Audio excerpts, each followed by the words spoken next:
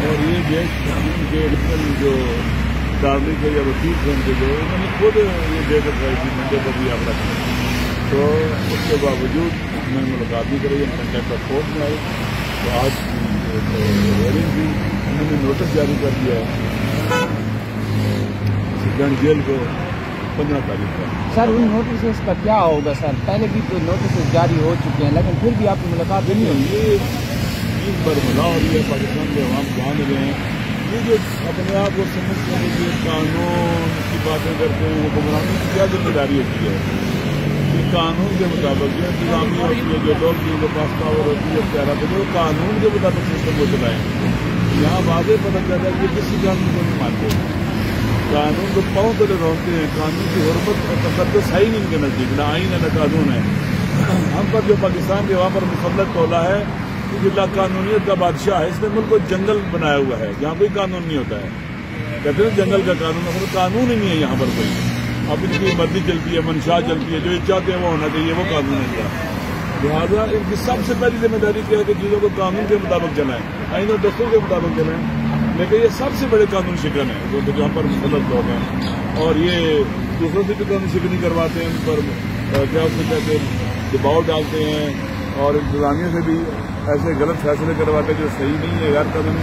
انتظامیہ کو بھی اسٹینڈ لینا چاہیے غلط فیصلے غلط آرڈر کے مقابلے میں، لیکن وہ بھی آپ کو پتہ ہے کہ کمزور ہوتے ہیں اور ان کی مشکلات ہیں، لہٰذا پورے کا پورا ملک جو ہے نا اس وقت قیدی ہے، جن کے ہاتھوں میں جو لاقانونیت کو رواج دے رہے ہیں، قیدی ہے، جکڑا ہوا ہے، زنجیروں میں جکڑا ہوا ہے لاقانونیت کی، ان کی خواہشات نفسانی ہوا حوث کی زنجیروں میں جکڑا ہوا ہے، دلدل میں ڈالا ہوا ہے۔ اس ملک کو آزاد کرانا ہوگا، لاقانونیت ختم کرنی ہوگی، اس ملک میں لاقانونیت نہ ہو، وہاں ظلم ہی ظلم ہوتا ہے، فساد ہی فساد ہوتا ہے جہاں لاقانونیت ہوتی ہے، اور اس وقت ہمارا ملک فساد اور ظلم و ستم کی جو سیاہ اندھیرے ہوتے ہیں ان میں گھرا ہوا ہے، اس کو یہاں سے نکالنا ہے، مایوس ہم نے نہیں ہونا ہے۔ پاکستان کے تمام عوام کی ذمہ داری ہے، بالخصوص پاکستان کے جوانوں کی ذمہ داری ہے کہ وہ اٹھیں اور اپنے وطن کے لاقانونیت کے سیاہ اندھیروں سے، نالائقوں اور نااہلوں کے شکنجے سے اپنے وطن کو نکالیں۔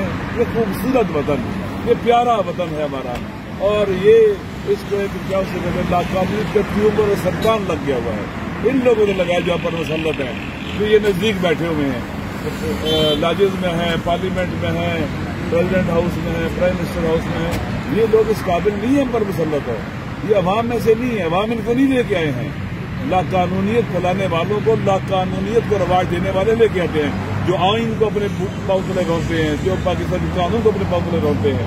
تو یہ آخری بات کرتا ہوں، اس ملک کے اندر قانون اپنی حرمت کھو بیٹھے، تقدس کھو بیٹھے، آئین اپنی کہتے ہیں کہ تقدس اور حرمت کھو بیٹھے، وہ ملک تباہی و بربادی کا شکار ہوتے ہیں، وہاں پر ترقی نہیں ہو سکتی، بحران ختم نہیں ہو سکتے، چاہے وہ سیاسی ہوں، چاہے وہ معاشی ہوں، چاہے وہ سماجی ہوں، چاہے وہ سیکورٹی کا بحران ہو، چاہے اقوام عالم میں وہ باوقار ملک بن کے نہیں رہ سکتے۔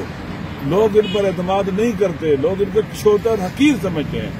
آج اپنے ملک کی حالت دیکھ لیں کہ دنیا میں کس نے نمبر پر پاکستان کو لے کے، آپ کی عدلیہ ہے، آپ کی معاشی صورتحال ہے، اس ملک کے اوپر اس وقت دنیا والوں کا اعتماد، ملک کی بات نہیں کر رہا، حکمرانوں پر اعتماد نہیں رہا، جن کی وجہ سے ہمارا ملک بدنام ہو رہا ہے۔ پاکستان کے عوام بہت اچھے ہیں، انشاءاللہ مجھے امید ہے مایوس نہیں ہوں گے، نا امید نہیں ہوں گے، میدان میں ہم حاضر رہیں گے جب تک اس پاک وطن کو ان لاقانونیت پھیلانے والوں کی چنگل سے نجات نہیں دلا دیتے، آزادی نہیں دلا دیتے۔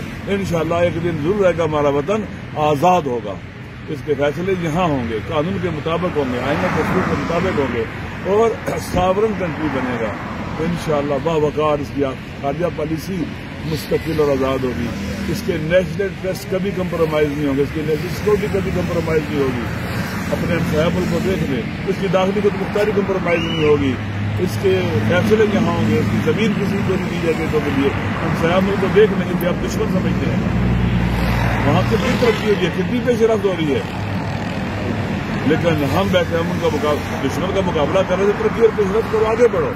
وہ وہاں پر G20 کے اجلاس ہوتے ہیں، دنیا آتی ہے، کشمیر پر مقبوضہ کشمیر کو انہوں نے اپنا حصہ بنا لیا ہے، کوئی بول ہی نہیں رہا ہے، بات ہی نہیں کر رہے، ہمیں آپس اندر الجھا دیا گیا ہے تاکہ ہم کشمیر کی طرف نہ دیکھ سکیں، اس ملک کے حوالے سے جو اس کے حقوق ہے دنیا کے اندر، باقی اطراف کے اندر ہم نہ دیکھ سکیں، یہ الجھایا گیا ہے پاکستان کے عوام کو جان بوجھ کر مودی کو فائدہ پہنچانے کے لیے.